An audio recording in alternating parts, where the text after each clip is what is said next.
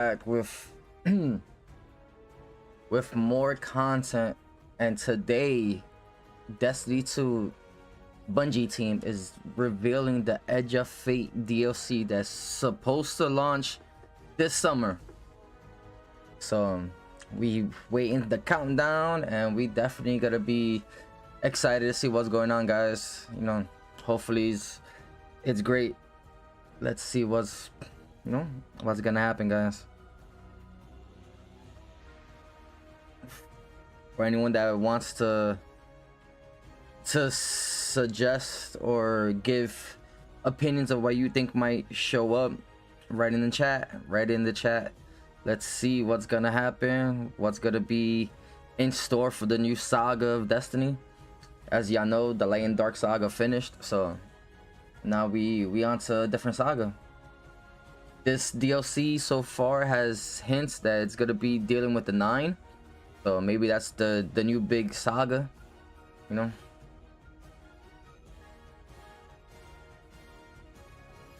Who knows, guys? Who knows? So let's see. We're here waiting. Hopefully it's good. We got 7 minutes waiting. So 7 minutes, guys. 7 minutes.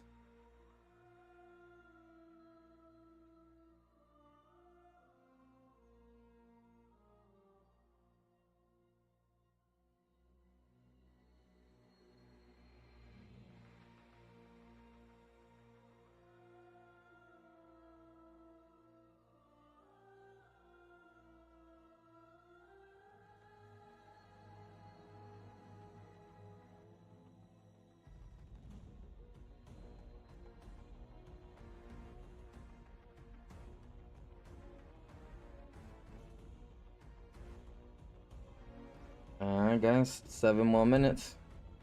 Then we can see what's going on.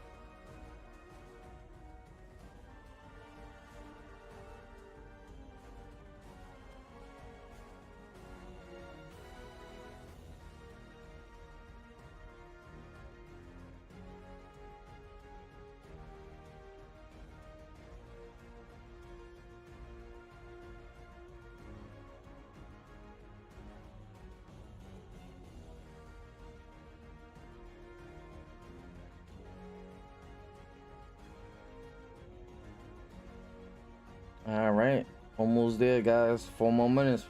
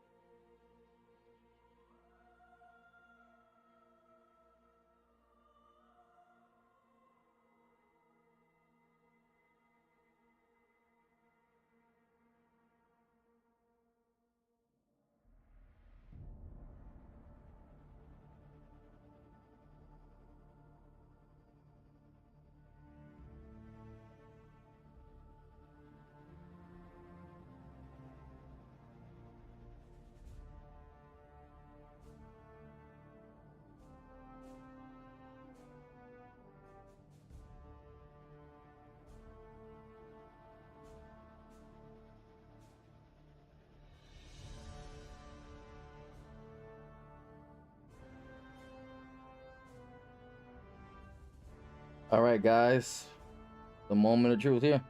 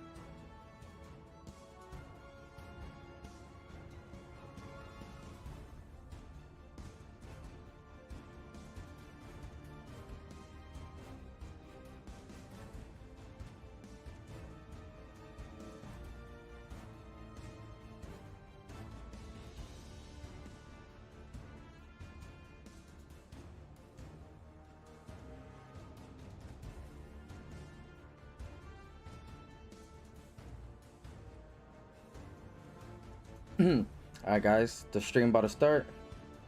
Let's go. Let's freaking do it. I'm excited to see what's gonna happen, man. We're about to see if it's gonna be interesting or is it gonna be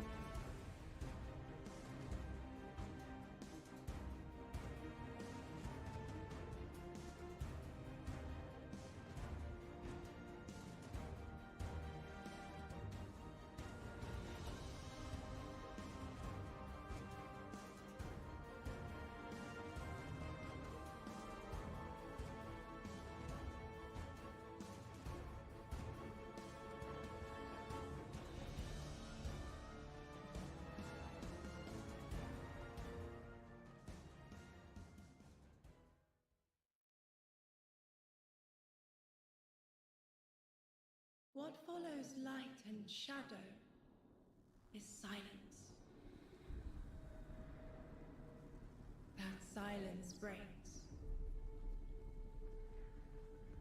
I am summoning you as a new age begins.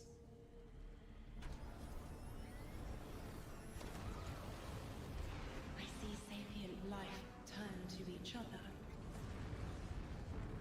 They remember how to look to the stars.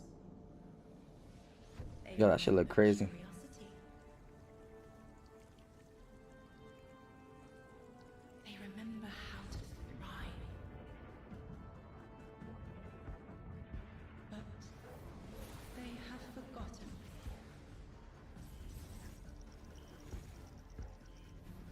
They forgot we were here long before the traveler.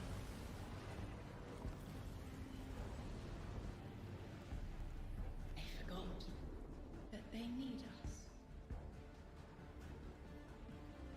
But they are fated to remember. I will remind them. I'm sure you will. But not through me. Find someone else.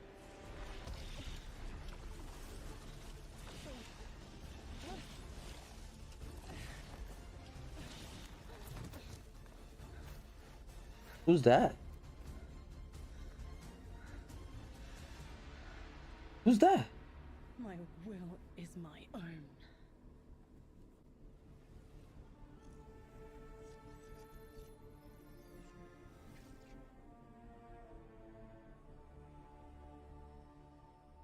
What the fuck was that? Hello and welcome here to Bungie HQ in beautiful Bellevue, Washington. We have got an amazing stream lined up for you to tell you a little bit about the Edge of Fate and the future of Destiny 2 as well. My name's Andy. I work on the social media team here, but no need to worry. As always, I am joined by some of my amazing colleagues here at Bungie to share some of the finer details of the stuff that we're going to be getting into today. So how about we go ahead and get into it so we can show you what we got. Starting first with this gentleman on my right and to your left is someone that you've probably seen if you've tuned into our streams before or Vidocs, the one and only Mr. Robbie Stevens, Assistant Game Director here at Bungie. How you doing? I'm doing great, Andy. It's always a pleasure to spend a day with you. Yeah, it's been a nice time, honestly, hasn't it? Yeah, Well, always. To that end as well, for anyone that doesn't get to hang out as much as we do, can you tell everyone at home a little bit about yourself and what you do here? Yeah, sure. So I'm one of the creative and game directors for the game. So that means like I'm a vision holder and I work across the entire Destiny team with people like Allison and Dylan on the couch here to chart a new course for Destiny and a new future for the game, and just incredibly excited to be sharing with everyone today of what we've been up to. Yeah, can't wait. We've got a big show ahead, so thank you for being here. Yeah, of course. And of course, as we move, right on down the line, someone who again has also had the good opportunity to join us on these streams as well, and is now firing some finger guns like a pro. Destiny's narrative director, the one and only Allison Lures. Allison, Hello. how's it going? It's going so good. I'm here on a couch and I get to yell about Destiny with you. So Not it's a a good bad day. Honestly, I'll take that anytime I can. Well, Same. for anyone who also hasn't had a chance to yell on couches about Destiny with us or hasn't joined us in the past, do you mind telling us a little bit about yourself? Sure. So my name is Allison. I'm the narrative director for Destiny 2, and so that means it's the job of me and my team to make you laugh and make you cry and make you go, whoa, I totally forgot about this thing from 8 years ago. How did they remember? It's because we're good at our jobs. It's true. So there you Yeah. go. As someone who gets to sit in on the writers' rooms, I can now doubly confirm that. So thank you for love being having you here. there. So much Yeah. fun. No, seriously, thank you so much. And of course, as we move right on down the line, the gentleman there at the very end of the couch, someone who is a friend to all Guardian kind, who's known far and wide, a member of the Destiny Global Comms team here at Bungie, Mr. Dylan Gaffner. How's it going, Dylan? It's going well. How are you, Andy? I'm doing so well. Thank you so much for Got to make sure to ask every time. I appreciate it. You need all the help I can get. Well, to anyone out there who may not have accosted you on the wild world of social media or is just somehow meeting you for the first time, do you mind telling us about what you do here at Bungie? My name is Dylan Gaffner, formerly a community team where we would go out, collect your feedback, translate it to the dev team, and then bring their information back to you, kind of be that middleman. Now I'm on Global Comms, so I'm going to be in more of like a puzzle piece organization stage of what do we talk about, when do we talk about it, why do we talk about it, and then just making sure we get the information out to all players. Yeah, well, we all appreciate it. Thank you for always being the voice of the player inside our hallowed halls. We appreciate it. Thank you. All right, well, now that we've kind of got the intros out of the way, let's talk about our new saga. Robbie, I'd love to start with you. What's up next in Destiny, and where are we exploring? Yeah, so our first expansion this year, The Edge of Fate, is the start of a brand new multi-year saga called the Fate Saga. And so we want to tell a story about something older, about the nature of fate itself. Are we bound by it? Can we fight it? Because before the Traveler ever arrived in our solar system, there was already space magic here, Andy. Yeah. And so ultimately, this is a story that we're going to explore one of Destiny's biggest mysteries and the foundations of the universe itself. You're talking about the Nine, aren't you? Who told you? I think it's Subtle, How did I you know. guess? Yeah. Lift you off. We did such a good job with this secret. We buried that lead, didn't we? Yeah. Just a little bit. That's, but I mean, to that end, so who and maybe more appropriately, what are the Nine? Yeah, so buckle up. In the simplest description possible, the Nine are extraordinarily powerful beings that have been in the solar system for way, way, way, way longer than the Traveler. We can think of them as being kind of connected to each of the major celestial bodies in Sol. So that's each of our 8 planets plus the sun. Sorry, Pluto. It's messed up. Didn't make the cut. All right, fair. I don't make the rules. Yeah, there you go. But the important thing to know about them is that this is why we're going to be so focused on the solar system for the next saga. We want to ask questions about our home that we've never asked before. Yeah. So when it comes to the Nine, obviously, Eagle-Eyed Guardians have been able to spot references to them for quite some time, whether it be outright ominous or a straight-up game show in some cases. Can you tell us a little bit maybe about what we should expect from them? Expect to be surprised. We're, like you said, the lore of the Nine really ranges from like Star Horse infinitely neighing to the Nine doing genuinely awful, awful things in our lore. And so the important thing to know about them is that the Nine are individuals. This isn't a collective. It's not like a hive mind. Each of them are kind of their own being, their own person in the loose definition of a person. They have different wants and desires. They can ally with different members and fight with different members too. In the words of one of our characters really early on, there are aliens, and then there's aliens, and then there are aliens, and that latter one is what the Nine are qualified as. Fair enough. All right, so beings of obviously immense power, something that the Guardians have gone toe-to-toe with in the past. We've even faced off against the very embodiment of the darkness itself. Yeah. What could be tougher than that? Yeah, so this is something that we think about a lot about, because ultimately the Nine seek to free themselves at no matter the cost to humanity. And because they're extra dimensional in the ways that Allison are describing, they're not bound by the same rules that we are, that we've really experienced before in the game today. And so humanity and the Guardians, to many of them, are ultimately just bugs that can be squashed on, that they don't really care or think about beyond, achieving their ultimate goals. So. Yeah, I mean, like, for the last 10 years, Guardians have really just been making their own fate. Yeah. I mean, so That should look crazy. How are we going to deal with it? Yeah, whether we like it or not, the Nine have a plan for us. And like you said, Guardians are really good at making their own fate and going out and deciding who they want to be. But what happens when them deciding to make our own fate is exactly what our fate is? Like, what if that was the plan all along? These are extra-dimensional beings. That means they perceive our reality in a very different way and can interact with it in a very different way. It's like they're a move ahead in chess. Weird. What a reference. But you were mentioning, obviously the Fate Saga is one of the subjects of today. How long can we expect the Fate Saga to last? Yeah, so the Fate Saga is going to play out over several years, and ultimately we know where we're driving this car. We know where we're going with it. But the conclusion of the Edge of Fate itself is going to leave you with more questions than answers, and it's going to be the catalyst into this new multi-year saga. Because we really want to return Destiny to being a game about big questions, right?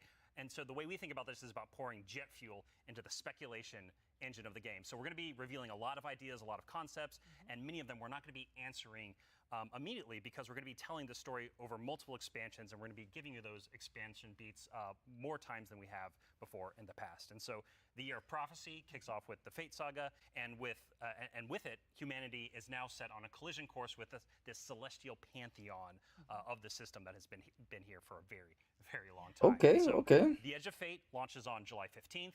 And then the second expansion of July our Year 15th. of Prophecy is Renegade, which comes this winter. And then later in 2026, we've got Shattered Cycle and The Alchemist.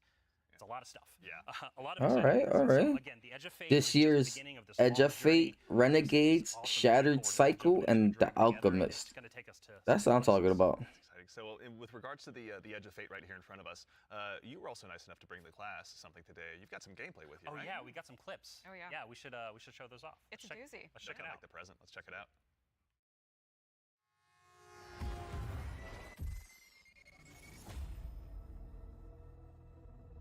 Observe, connect, conceal.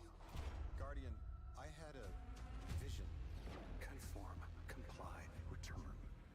They just wanted to show us disasters. Observe, connect, conceal. I'm not human anymore. Return, conform, comply. No one else should know what this feels like.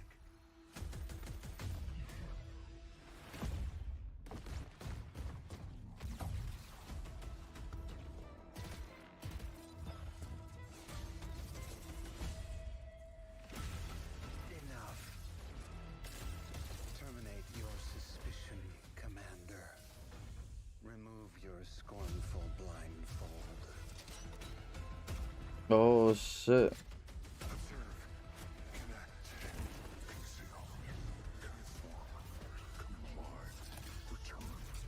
Observe, connect, conceal, conform, comply, connect, return.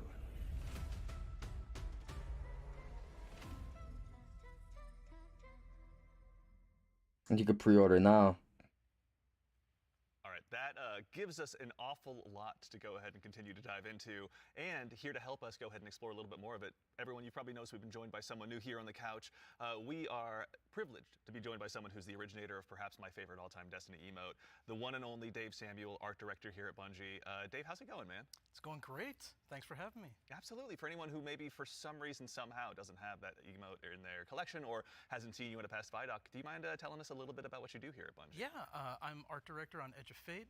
I work with the art team to visualize the narrative and design and kind of bring it all together. It's a lot to bring together. Thank you very much for being here today. So with the Edge of Fate, it's obviously the first expansion in the Fate saga.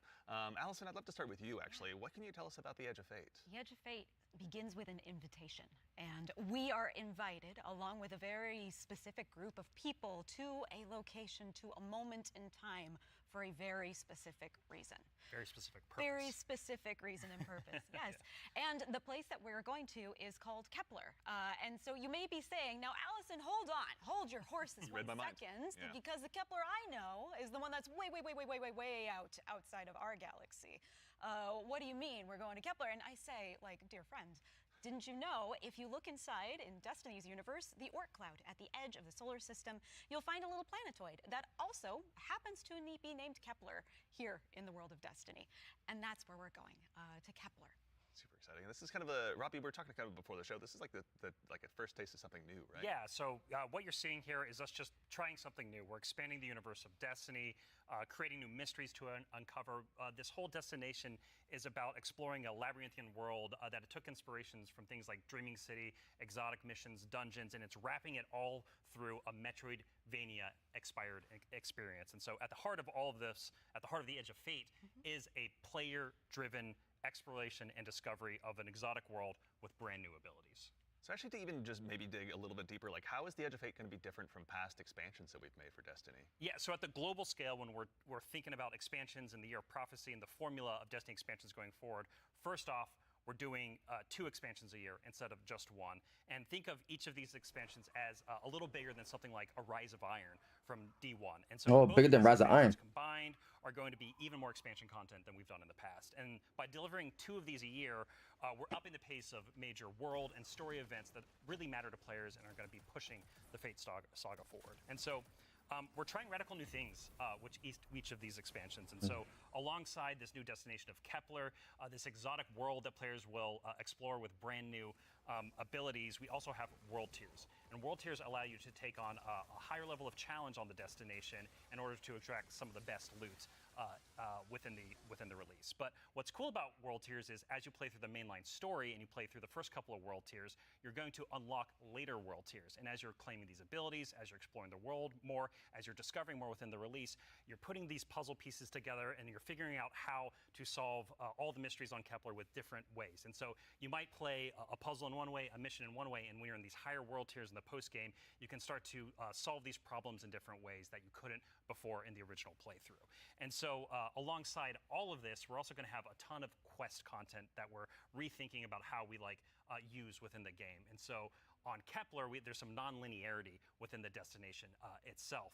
And so with a lot of our side quest content that is related to the critical path, but you don't have to play it. It's there for you to explore. It's driven by your discovery of the world. You're out in the field, you discover something and you pick it up, and that's going to help you explore the characters and the world of Kepler more and go deeper on that story. And so, yeah, again, this is all about us just looking at the formulas that we've been building in Destiny over the last 10 years. And some of them are really strong, but they're due for some experimentation and some radical changes. And so that's what you're seeing here with the first taste of the Edge of Fate. Very cool. Yeah.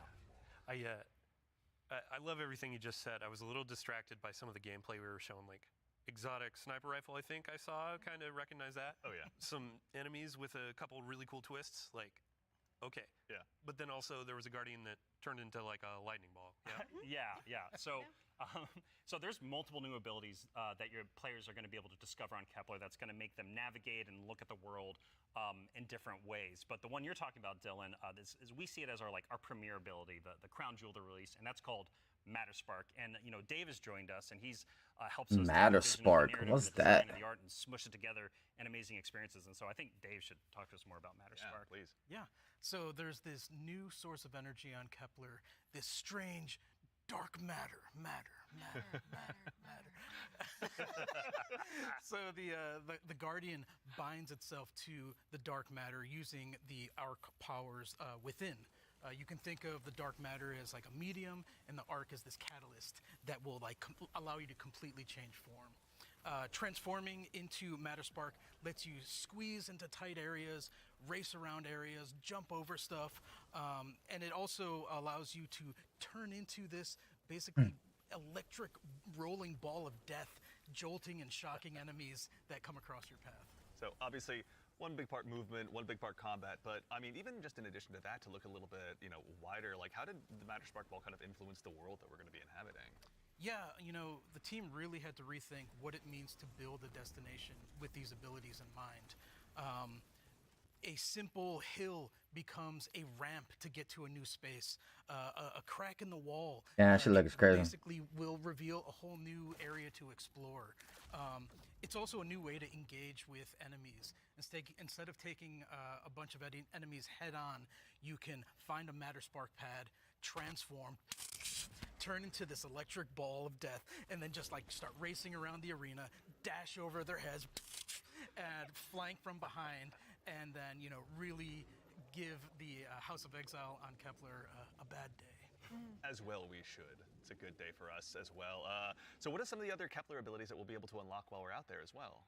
Yeah, so each of these Kepler abilities are a mix of dark matter and our Guardian's powers. So we have the Relocator Cannon, which is Yeah, that shit's this new fucking crazy. fallen dark matter tech mixed with void. This is going to allow you to bypass laser walls, use these cascading relay networks, and just basically teleport around the world. Another ability that we have is Mattermorph. This is dark matter mixed with strand, allows you to manipulate the environment.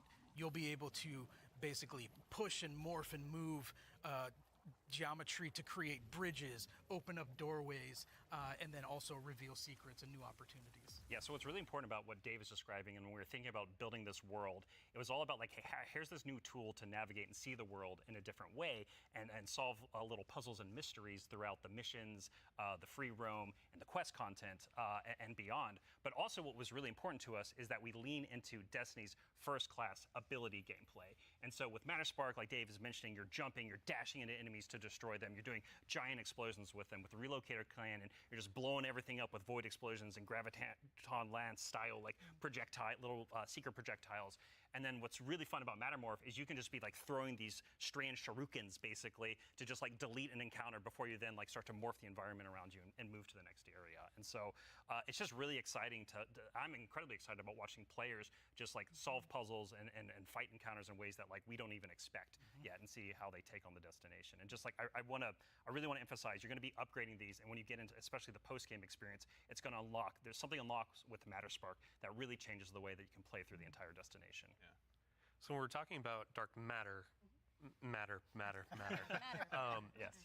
we have darkness abilities like Strand and Stasis already. Like, how is dark matter different? Yeah, so dark matter and darkness are two completely separate things. They're completely different things. But dark matter does exist in our world. In the world of Destiny, we know it as being tightly connected to the Nine. It's what the Nine are actually made out of. In our world, dark matter is invisible. You can't really see it. And it wouldn't be very fun to make a destination where there's an invisible thing that you can't actually see. So lucky for us on Kepler, there's a bioluminescent microbe that allows us to see all of this substance that's impacted this world so much. It allows us to see how it's impacted the plant life, how it's impacted the behavior of the peoples that we're going to encounter. And we can see how it has been able to bring these things that are kind of unstuck in time into this current location. I do have to put on my drifter hat for just a second and, like, what does it smell like? What does it taste like? Yeah. Dark matter smells and tastes like bleach and math. Yeah, it's true. Cannot wait to get that chip flavor. Yeah. Get it with a sandwich today after. It's zesty. Yeah, it should be good. Actually, so on the topic too of stuff in the trailer as well, we heard someone talking there. Can you tell us who that was? Sure, that was Lodi. Lodi is a new character that we're introducing in Apollo. Not in Apollo, we're introducing him in the That shit look like fucking Gathalion. I want to give a special shout out to Brian Villalobos, who portrays Lodi and does a spectacular job. This character is fascinating. He's kind of a fish out of water, but the fun thing about tropes is to kind of put a twist on them, right? So what if that fish that we pulled out of the water was the most qualified fish to be pulled out into the air? Down for anything. It's down for anything. And Yeah. what if that fish was kind of made to be pulled out of the water? I don't want to give away too much because this character is way more fun for the players to figure out what his deal is, but I will say that Lodi is very, very far from home. Very fair, very exciting. So, I do have to call out too, before we started this, you and Robbie were talking about how Lodi is like Notice Me Oh character. yeah, yeah. Robbie wanted a senpai. I yeah. did. Yeah, I wanted someone that I just wanted to spend a bunch of Yeah. time with on this new adventure we're going on. Yeah, a friend that we can look up to. Yeah. Yeah. Right, yeah. Notice me. Notice Notice Me Me. Lodi. Yeah, of course, He it will, writes he will. itself. Or rather, Got Lodi. All right. So with regards to the characters as well, so is it a whole new cast of characters in the Edge of Fate? No, we're going to see some new faces like Lodi and other characters, but we're also going to see some familiar ones too. Ikora is here. The stakes are high enough that Ikora. she's here investigating what's going on. And as it turns out, in one of our major mysteries, she's kind of at the center of it. She was invited here, as was Lodi, same as we were. All of it's kind of tied together. Very exciting. So Yeah, the way, oh, if I can, No, no, yeah, please. no, Yeah, yeah, please, like yeah. the way we think about this is about all these characters, their fates are intertwined in some Yes. way. There's these puppet masters that have been pulling the strings for a very, very long time in order for everyone to get here at this moment. And so as a guardian and these characters involved, they're going to have to decide if they're fight your fate. Like that's what we think about. For these individuals, that's what they're going to have to go through and determine about how they can stand up to this new conflict that is surrounded by the Nine, because they are fated to be here. And what does that mean for them, and what does that mean for their future and the future of Soul itself? So with regard to these new characters and this world we find ourselves in, was there anything about that setting, or in particular, that really influenced the creation, rather, of this world that we're going to be inhabiting? Yeah, I'll give you a list of fun facts. First off, if you've been paying attention to Destiny over the last week or so, you already know that there's been people on Kepler for a long time. That's an old-ass computer that you were putting those numbers into. We also know that the Vex are here. They're studying the Nine, because it turns out the Nine can do something that the Vex can't. As Dave mentioned, the House of Exile are also here. They've become fixated on a being that they call the Giver. And kind of most importantly, the dimensionality on Kepler is really thin. So the 3 dimensions that we can know and see and touch are very close to the realm that the Nine live in. And that means some things from Earth's past have been yanked into Kepler's present. Exciting. Nice. Yeah, I mean, so we've been talking about invitations throughout this, and we need to call out an invitation that's actually going to be waiting in the game after this is over. Ride of the Nine begins. The Ride of the Nine. Yeah. Yep. So I believe we have a trailer to show. Yeah, you were nice enough. Oh, to yeah, show the trailer. Go ahead and give it a look really Yeah, quickly. let's do it. The Ride of 9, guys.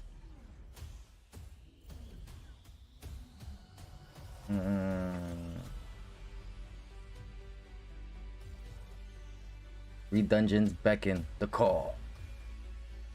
3 difficulties to challenge. Explorer. Guide experience with solo and matchmaker play. Eternity increase the enemy strength and new challenges. An ultimatum. Only the strongest will.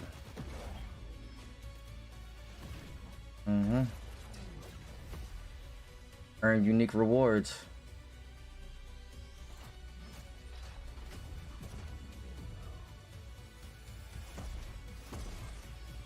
Dare to answer their call. Let's fucking go. Begins May 6th. Yup, Ride of the 9. Let's go. All right, so that's Ride of the Nine, which Yeah. is our essential prologue story for the Edge of Fate.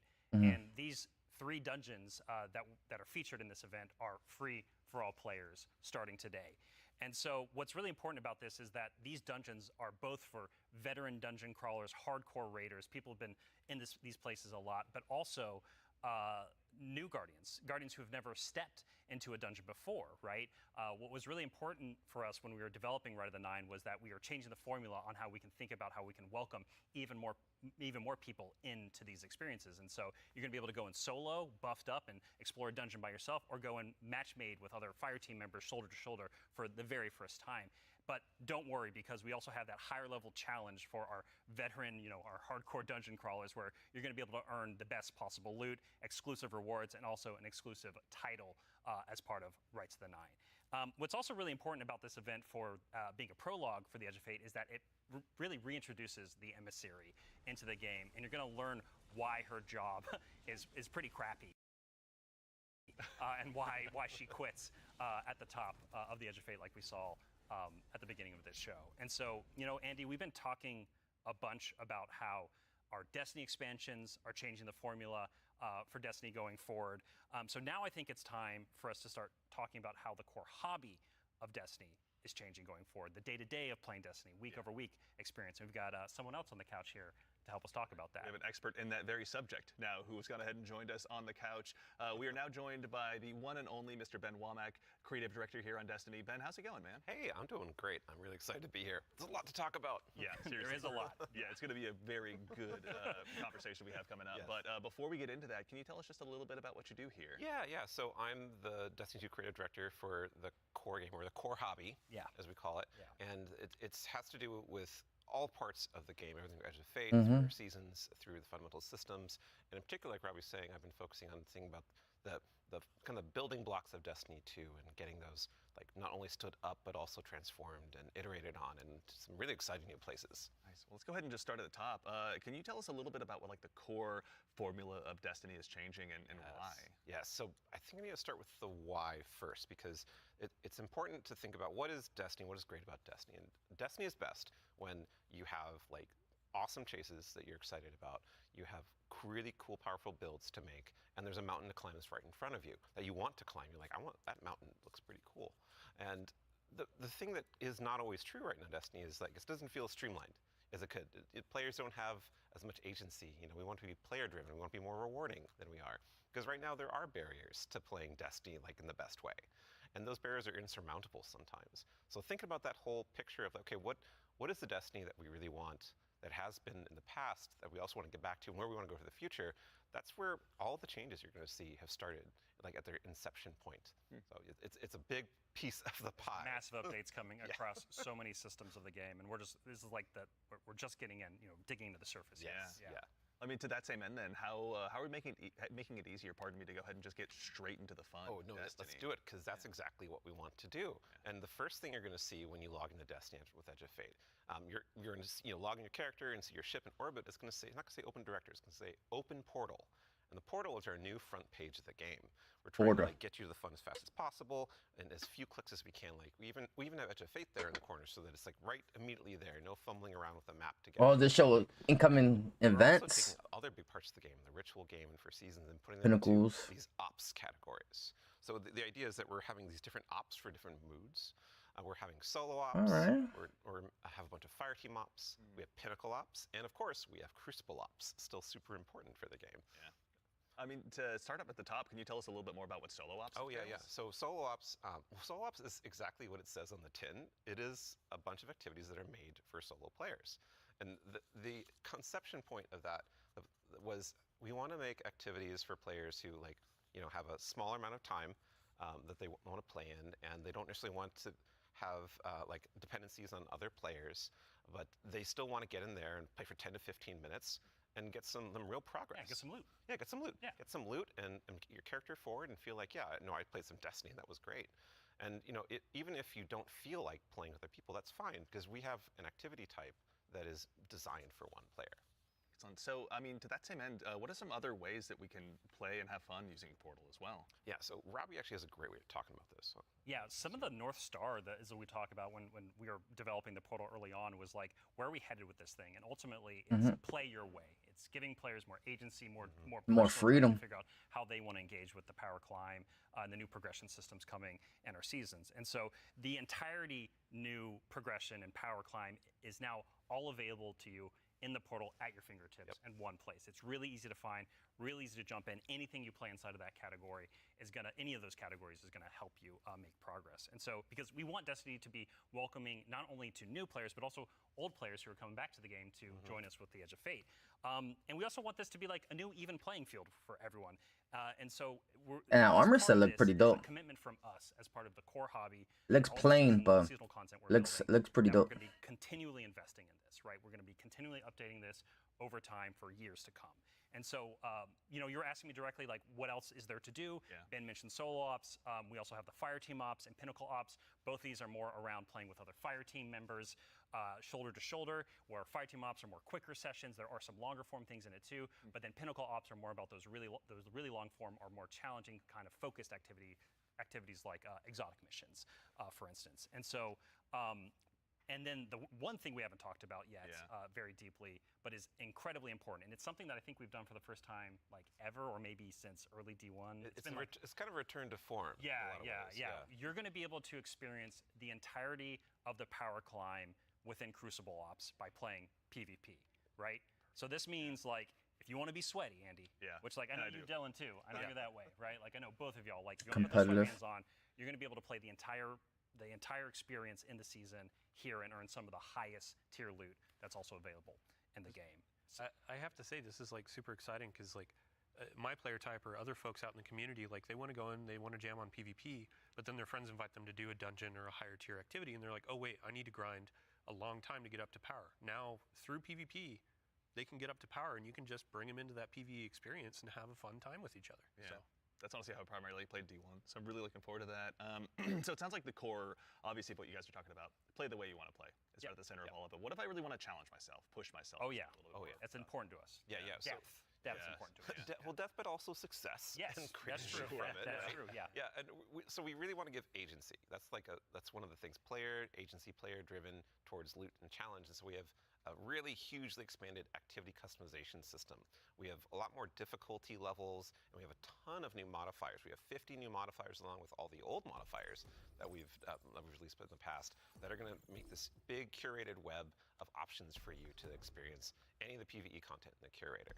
And so like we have Banes, not just old Banes that we have, but new Banes as well. We also have boons to help you like get advantages in your activities and for your build. We have challenges and trade-offs. And the fun part is you're going to get these different combinations that are available, and you're going to then make a mix that's actually going to change the way you play and be pretty interesting, and sometimes be the way you prefer you play. Like there's a new boon called Grappler that I personally love. It's kind of my preferred way to play, where they give you 3 grapple grenades replacing your current grenade. You can't do the melee, but they recharge super fast. So any build you want, you could now Spider-Man around any map. It's actually super fun. It's so fun. Yeah, and I mean, like, what's at the heart of what Ben is talking about is what we kind of call the virtuous cycle, right? Where you're going to be crafting your build, tinkering with the activity, looking at like how you can earn a higher tier of reward by taking on higher challenge. And as you earn better loot, you're looking towards that next mountain to climb just ahead of you all the time. And so this is really about how far you want to push yourself upwards within the portal itself. But also, we also are thinking about the people, and that's the depth, right? That's the depth of the challenge that we're talking about. That's also, but we're also thinking about the people who don't have as much time to play with like solo ops, and also if you're scared of modifiers or you're scared of customizing these activities. Or you just don't feel like doing it. Yeah, that's a great way to describe it. Thank you. We have a bunch of quick play options, right, Ben? Yeah, quick play options. And All right, that should seems interesting. Oh, and we have Fireteam Finder, and so you're Gotta able see to how- really choose kind of what you're in the mood for. Oh yeah, we technically have matchmaking across every activity that exists. Except for solo ops, because that's solo. Right. But yes, otherwise, but in the aside Fireteams from or that Pinnacle one. Ops, it's everything. Yeah, you'll have options to play by yourself or with other people. Oh, actually, a really fun part is you can play a strike by yourself as hard as you want it to That's now, true, yeah, which is really fun. Yeah. Well, you're talking about like all the different boons and combinations. I think at one point you were saying around 50 or something like that. Those 50 new apply- ones. 50 new ones. Yeah. So it's like you can take those into solo ops. Like we're talking about this being kind of leisurely, bite-sized activity, but if you want to take it and say, I don't want Weenie Hut Jr., I want like esoteric level solo hardest thing in the world, like you can kind of customize and do that. You can just do it from the very start if you really want to. Yeah. And Depends on how deep you want to go. Yeah. Really. yeah, and the point is that you're going to like stretch that far. And They said also- esoteric. Yeah, you want to feel like as you're pushing yourself, you are rewarded for it. That is something that's really important to the vision here for the portal. Yeah. Rewards, huh? Rewards. There are a lot of rewards, aren't there? It's funny you mentioned it. Yeah, we've got Banes, boons, modifiers, but let's talk about gear for a little bit here. Yeah. What's changing about loot and why should Guardians care? Yeah, so like talking about chases and mountains and builds, like gear's at the center of all of that. And we actually have 2 giant gear changes I'm gonna like put in 2 little buckets for us to talk about. Yep. The first one is Armor 3.0. And the next one is gear tiers. And so like talking about Armor 3.0 first, we are probably making the biggest change ever since Shadowkeep.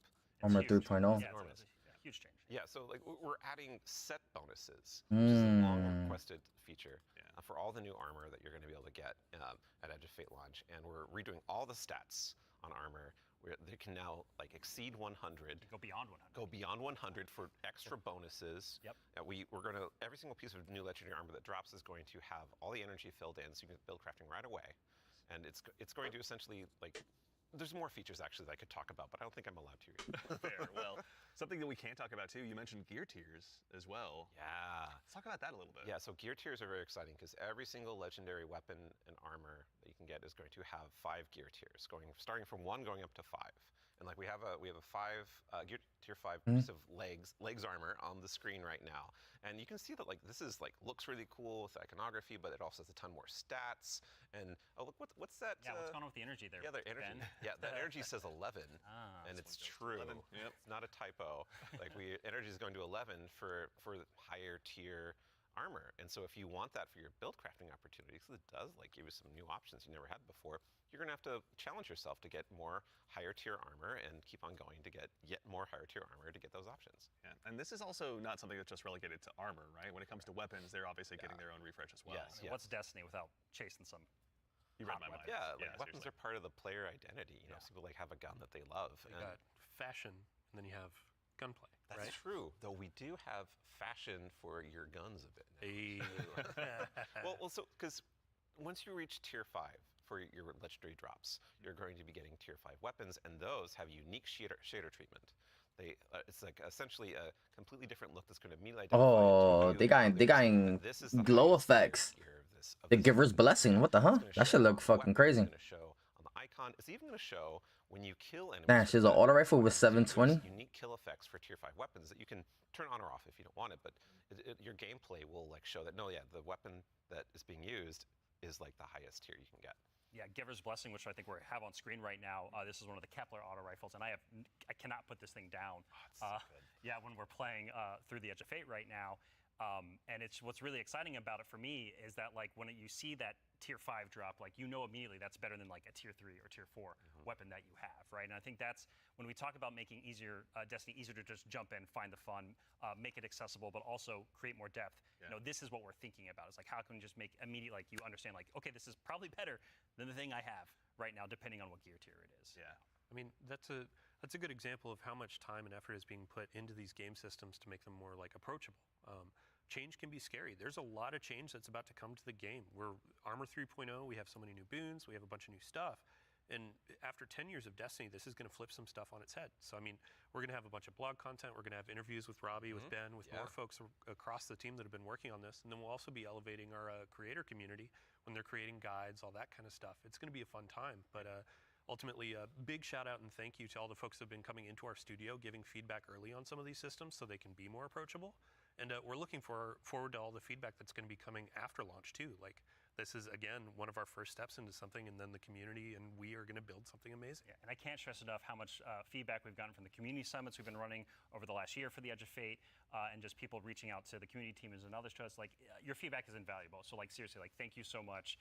We're making this game together ultimately. Yeah, it's incredibly important part of the process. Like I don't think we would be able to make what we do without it. Yeah. Working with the community is obviously a core part. Dylan, huge thanks to you and your team, obviously, for helping to lead that charge. And in advance for the big blogs you get to write. And then also our social media team will go ahead and get out the door. So go ahead and give us a follow. I think, Ben, you were saying you wanted to try to break the record for longest twid? I'm more predicting we are. Yeah. So it's not about try, it's just the state of things. It's going to be a multi-month journey as we head towards launch. So yeah, be a good time. But you know, we've been talking a lot about the core Destiny hobby. How does that extend into like how players are going to experience like a full year of Destiny? Yeah, so we've been focusing on improving and changing the formula of Destiny in multiple ways. And so progressing through the Fate Saga is going to be more meaningful with 2 expansions a year. We've been talking about how focusing our seasons and on the core hobby of Destiny and that commitment to continually updating it. All right. In addition, the Renegades is December 2nd. Major updates between each of our major expansions coming in the Year of Prophecy and beyond. And so ultimately that means there's 4 big beats happening in a year, 2 expansions, 2 free major updates between those expansions. So what that means we're not doing is paid seasonal content anymore. We're not doing separate seasonal storylines.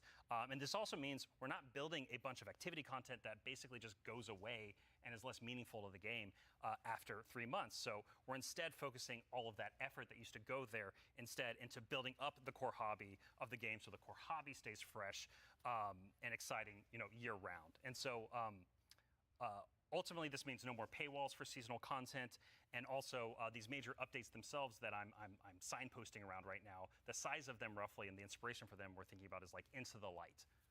Okay. So when you say like Into the Light, for folks that aren't out there, like what for a major update, how big is that? Like, how do you encapsulate Yeah, that? so when I say Into the Light, a lot of this is like the inspiration of what it was. And with Into the Light came a really cool theme that wrapped around all the new stuff we were building within it, but also a lot of the reprise stuff as well. And also, with it came Onslaught, a new type of activity. It came with reprised exotic missions and a rethinking of how we could do like a rad style event, a raid event with the Pantheon. And so for our first major update coming a few weeks after the Edge of Fate launches, we've got Ash and Iron. Right? And so with Ash and Iron, yeah, we're going to be returning to the Plague Lands. Returning to the Plague Lands, can't wait. It's going to happen. Plague Lands, baby. And so that story is going to pick Oh, up we're going back to from where Plague we Land. left off from the Edge of Fate. And with it, we're going to have a new activity called Reclaim, a brand new exotic mission, new types of pinnacle ops entering that for the first time, as well as, of course, what's Destiny without loot to chase? We've got new gear, new rewards, and 2 new exotic weapons as part of Ash and Iron as well. And again, this major update and all the seasonal content going forward is free for all players. All the activity content that exists in the portal, that's free to play. Very nice. So even to actually go one quick layer deeper on seasons as well, what are some of the cool things that we're going to be able to do with the season that's launching alongside the Edge of Fate? Yeah, Ben has been working on this space for the team for a while now, so I'm going to kick this one to him. Yeah. Yeah, so we're trying to make any time the best time to hop into Destiny. Yeah. And one of the ways we want to do that is we want to invest in events that are like accelerating the game and enhancing every part of the game, but also bringing new cool stuff. And actually, we've been working on this so long, we actually have some new cool stuff coming before the Edge of Fate. It's a special little treat. Yeah, special little treat. So this Friday, you can play a little event, maybe you've heard of it, called Heavy Metal, which is Tanks vs. Briggs, a new PvP mode. It's super fun. I would kind of wish I was playing it right now, I'm not going to lie. But the thing that people at home don't know is we have a new reward. That's a unique thing in Destiny if you invest in this event, if you go and play it. And it is a free-to-play event. So this reward is free-to-play. It is a new combat vehicle that goes in your Sparrow slot, combat Sparrow, if you will, called the Griffin.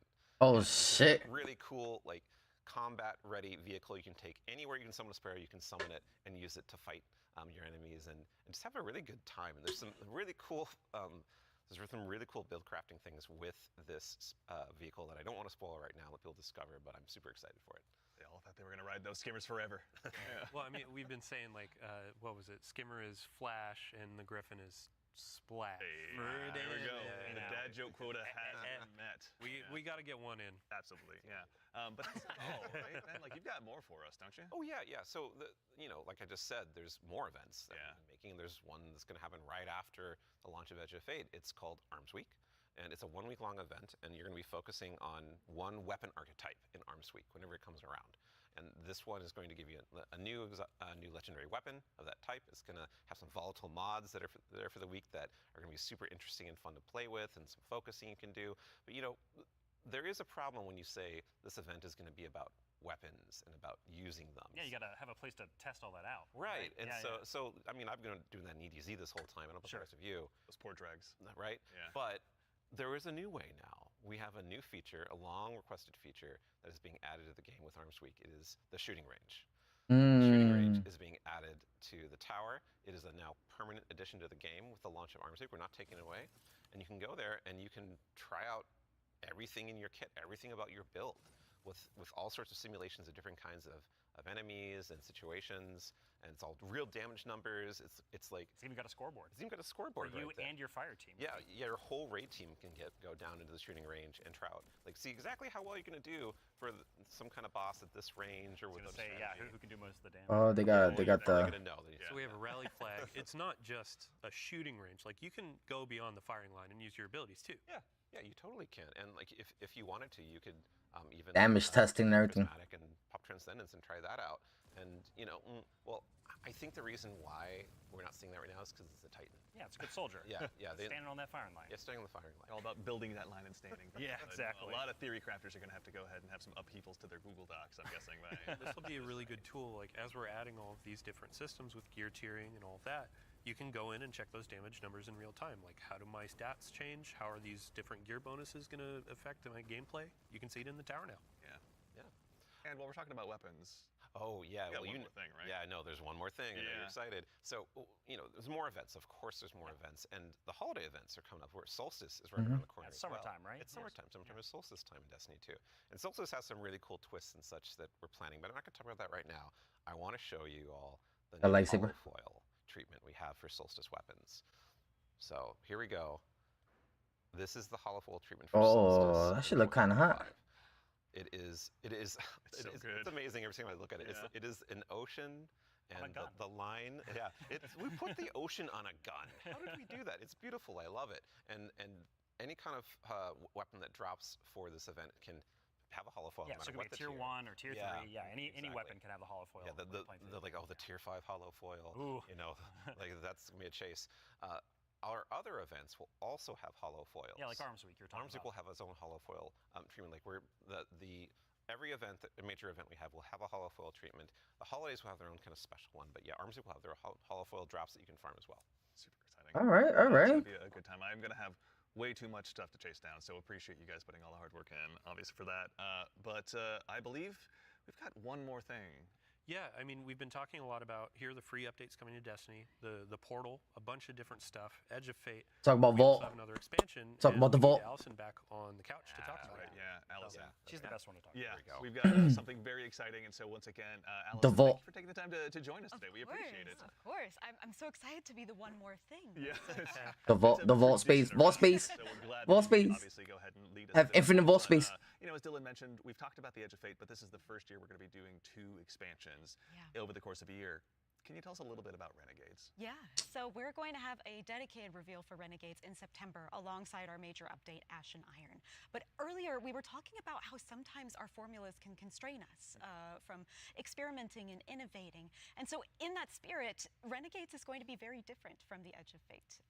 What I can tell you, and we'll talk plenty about it later, is that we're going to be experimenting and innovating with activities, with social mechanics, and more. But more importantly, I want to talk about our inspiration. And so I have to kind of tee it up first. So Renegades is going to be a Destiny, like definitively Destiny expansion. This is part of the Fate saga, and it's going to push it forward in important ways and introduce characters that we're going to spend time with for years to come. It is an essential Fate saga story, and it's an homage to a universe that has inspired Bungie from the start. It's a universe that all of us here on the couch grew up with, as well as everyone else at the studio and millions of you back at home too. It is a peanut butter and combination, a peanut butter and like chocolate combination inside of what we're making that could only be possible in the kind of world that we build here. And so I am absolutely thrilled to be able to give our first sneak peek at Destiny 2 Renegades. All right, let's see. Oh shit. And what the hell? That's the Cabal? Ooh, the lightsaber. Oh shit, they're showing the lightsaber. The pistol, the plasma pistol. Damn, we gotta wait for Renegades to have the lightsaber. Oh shit! We going to fucking... Oh man, Star Wars, baby. Okay, Robbie, what did we just see? Yeah, so that's Renegades, which is coming out this December. And to really drive it home here, Renegades is a one-of-a-kind Destiny experience, right? And just like we on the Destiny team have taken inspiration from other genres like dark fantasy or cosmic horror, Renegades takes the space western vibe and aesthetic that is Star Wars, and it puts it through that Destiny lens. And ultimately, it's created a new lawless frontier that is emerging within Seoul. And so, like, we're so excited to show Renegades off a little bit today and to be talking about it more in the future in September alongside the free major update with Ash and Iron. But right now, today, we're focused on Rite of the Nine and what's right around the corner with the Edge of Fate. Absolutely. No, I heard a lot of calendars get marked just now on September, but no, super excited to share more of that in the future. But that actually leads us to the conclusion of today's show, which again, we covered a lot. There's been a lot today. Yeah, this has been a big Yeah, show. but they never talk about the vault space. What's gonna happen with vault Let's go ahead space? and quickly double check. We obviously went through, and the Year of Prophecy, pardon me, is going to go ahead and kick off on July 15th. And this kicks off a brand new multi-year Fate saga and our new focus for July Destiny. 15th. The first expansion, The Edge of Fate, is going to be launching again on July 15th, as I noted, with its raid launching on July 19th. Okay, hold up. Yeah. So you're going through a lot of information. We already covered that. Oh, yeah. But like, you can't just sneak in a raid date. We have a new raid coming Yeah. with the expansion, July 19th. We're going to have a bunch of blogs. We're going to have the rules, regulations, all that kind of stuff for our raid race. Of course. We invite everybody to come in, try to go for that world first title. And yeah, I mean, just stay tuned for more details. We're not going to spoil anything. It's a raid. We got to keep it secret. Yeah, But absolutely. yeah, everybody mark your calendars. Yeah. Bungie.net is the place to go ahead and learn more. And again, follow our social media channels. Do us all a favor. So in addition to that, again, as we've noted, Ash and Iron, our first free major update, will be launching on September 9th. Renegades, very exciting, will be launching in December. And then keep an eye again on our social channels. We'll provide all the updates once they're available. But as far as today goes, the Edge of Fate and the entire Year of Prophecy pre-orders are available starting right now. Now, pre-ordering for starters, the Ultimate Edition will go ahead and unlock the New Land Beyond. New Land Beyond. New Land Beyond. Ooh, I Exciting. can't wait, man. I can't wait, same, honestly. That'll be unlockable in addition to several other goodies. And also, we've also got a collector's edition that'll be available. You can see here on screen, it will be coming with an awful lot of very cool stuff, including this cool statue that you may have noticed here that's been sitting with us on stage. This is one that you can go ahead and add to your collection as well, but that's not all that's in there. Is there, Allison? We got the writing team got a little excited on this one. We put a lot of lore goodies into this collector's edition. So like that weird metal thing, that weird envelope, boy, weird. Wonder what's up with that. Just decorative You points? should probably read it. Yeah. Anyway, we're gonna do a dramatic reading as soon as Yeah, we should go downstairs immediately after. It's really Oh yeah, right okay. after this. Count me in. And then again, too, as far as today goes, Rite of the Nine. This is the essential prologue to the Edge of Fate, and like all of our events moving forward, is going to be a free to all players. So make sure and go ahead and check that out when that arrives.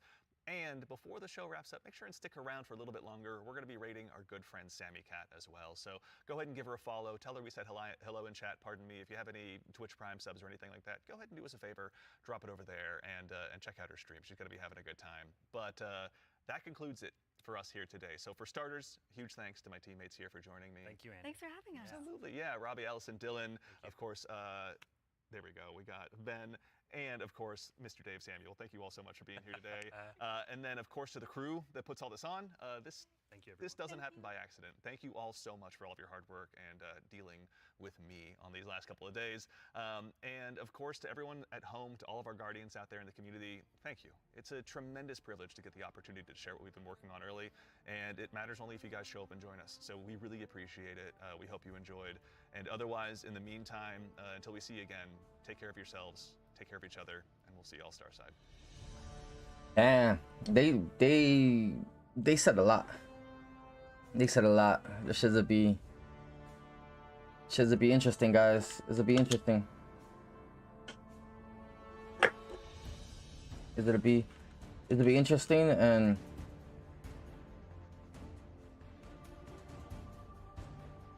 should be interesting, man.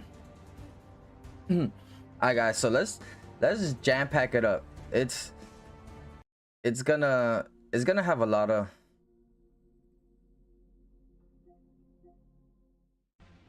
It's gonna have a lot of things, man. But hopefully,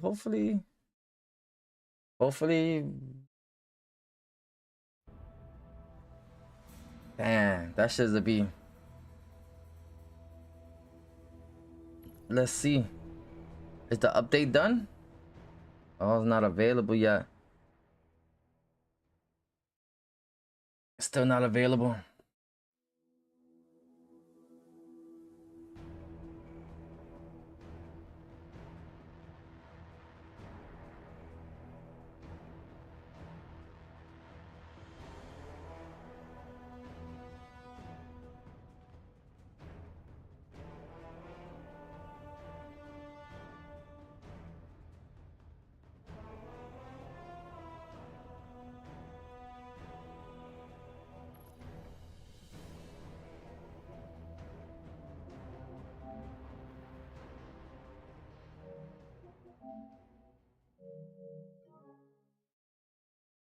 Let's see.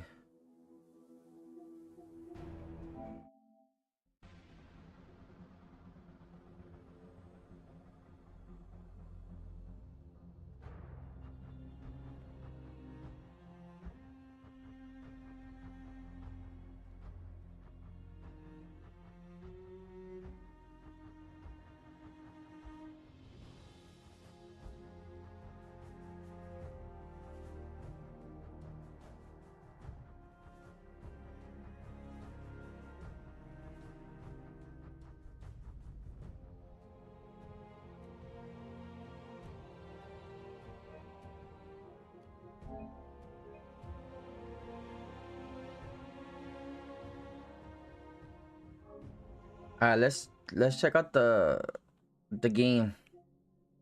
Let's see how much the Destiny thing is.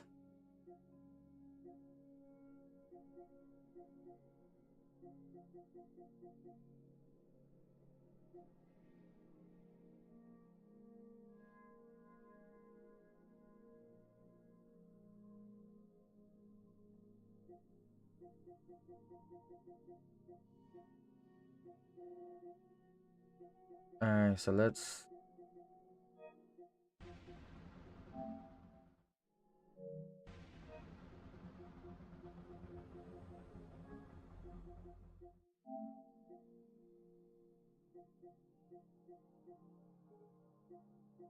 Oh my god.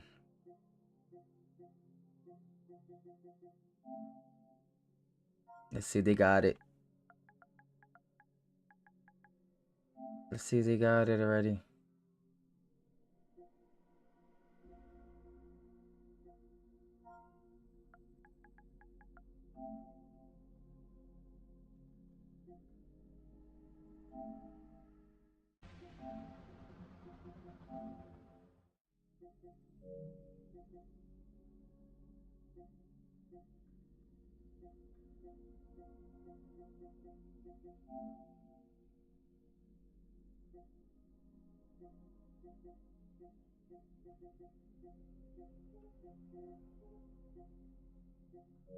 They don't have it yet, so I can't see how much.